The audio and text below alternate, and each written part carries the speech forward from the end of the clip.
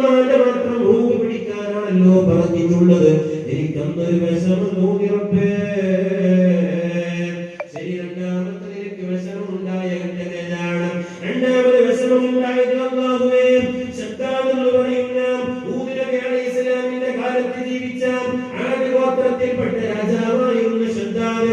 ആ ശദ്ദാദിന്റെ റൂഹ് പിടിച്ചപ്പോഴാണ്. ആരായിരുന്നു ശദ്ദാദ്? മഹാനായ ഹൂദ് നബി അലൈഹിസ്സലാത്തു വസ്സലാം വിശുദ്ധമായ ഇസ്ലാമിന്റെ പ്രബോധനം നടത്തി ആളുകളെ ഇസ്ലാമിലേക്ക് ക്ഷണിച്ചപ്പോ ശദ്ദാദ് ചോദിച്ചു, നിന്റെ മതത്തിലേക്ക് വന്നാൽ എനിക്ക് എന്താണ് നേട്ടം? മഹാനായ ഹൂദ് നബി അലൈഹിസ്സലാം പറഞ്ഞു, മരിച്ചു ചെന്നാൽ അല്ലാഹുവിന്റെ സ്വർഗ്ഗം ലഭിക്കും. സ്വർഗ്ഗം എങ്ങനെയാണ്? ഓരോരോ ചോദ്യങ്ങൾ ചോദിച്ചു സ്വർഗ്ഗത്തിന്റെ മുഴുവൻ കാര്യങ്ങളും പറഞ്ഞു കൊടുത്തപ്പോ ശദ്ദാദ് പറഞ്ഞു, അത് മരിച്ചു പോയിട്ട് കിട്ടിയിട്ടെങ്കില ഞാൻ ദുനിയാവിൽ തന്നെ ഞാൻ സ്വർഗ്ഗം നിർമ്മിക്കും.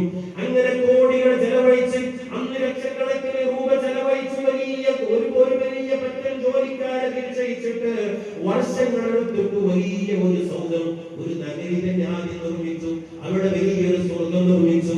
അങ്ങനെ സ്വർഗത്തിന്റെ ഉദ്ഘാടനത്തിന്റെ ദിവസം ശദ്ദാദ് വരികയാണ്. വാഹനത്തിൽ നിന്ന് ഇറങ്ങിയിട്ട് ശദ്ദാദ് സ്വർഗത്തിന്റെ ഉദ്ഘാടനത്തിന് വേണ്ടി ഒരു കാലവൻ നിർമ്മിച്ചു വെച്ച സ്വർഗത്തിന്റെ ഉള്ളിലേക്ക് വെച്ചിട്ട് മറ്റേ കാലം പുറത്തു നിൽക്കുന്ന സെക്കൻഡിൽ അല്ലാഹു പറഞ്ഞു, അസ്റായിലേ, ശദ്ദാദിന്റെ റൂഹ്